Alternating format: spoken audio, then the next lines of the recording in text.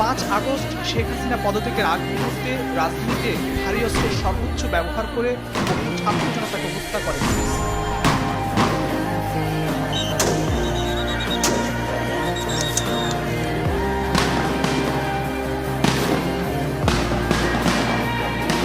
বেলা 12টায় চাঁদা করে নিরস্ত্র ছাত্র জনতার উপর চাইনিজ রাইফেলে গুলি ছুড়ছে পুলিশ। ভোট রাজধানীতে দিনের দুপুরে বৈষম্যবিরোধী ছাত্রদের ঢাকা টু লং মার্চ ঠেকাতে ভারী অস্ত্রশস্ত্রে বৃষ্টির মতো গুলি ছোড়া হয় নিরীহ ছাত্র জনতার উপর।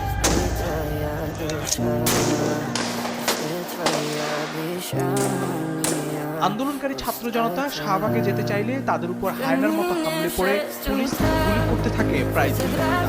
পুলিশের এই ঊর্ধ্বতন কর্মকর্তাকে নিরস্ত্র আন্দোলনকারীদের উপর গুলি চালাতে বারবার নির্দেশ দিতে দেখা যায়।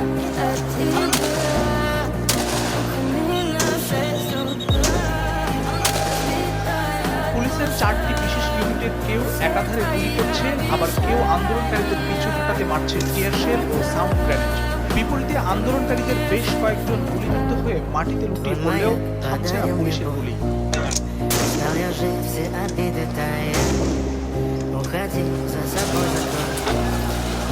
পুলিশের গুলি শেষ হয়ে আসলেও আবারও বাড়ানো হয় গুলির খরচ। এ সময় পাশেই ঢাকা মেডিকেলে বাড়তে থাকে গুলিবিদ্ধ লাশের সারি। মানুষের লাশ ফেলে ঘাতক পুলিশ সদস্যরা নানা বাজে ঘটনা করতে থাকেন। একই সময় রাজধানীর যাত্রাবাড়ির পরিস্থিতি আরও ভয়াবহ।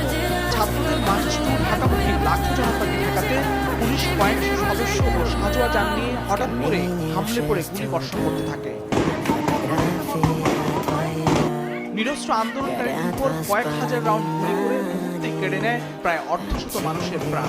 যেন যাত্রাবাড়িতে চলছে পাশবিক হত্যাযজ্ঞ। মুহূর্তেই সড়কে ছড়িয়ে ছিটিয়ে পড়ে থাকতে দেখা যায় বহু নিরীহ মানুষের লাশ।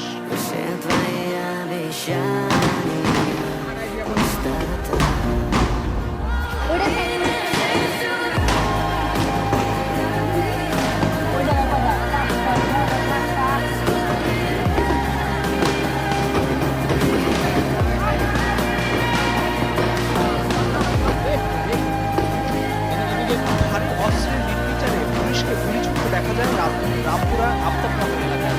কারফিউ ভেঙে ঢাকা টু লং মার্চে ছাত্র জনতার অভ্যুত্থান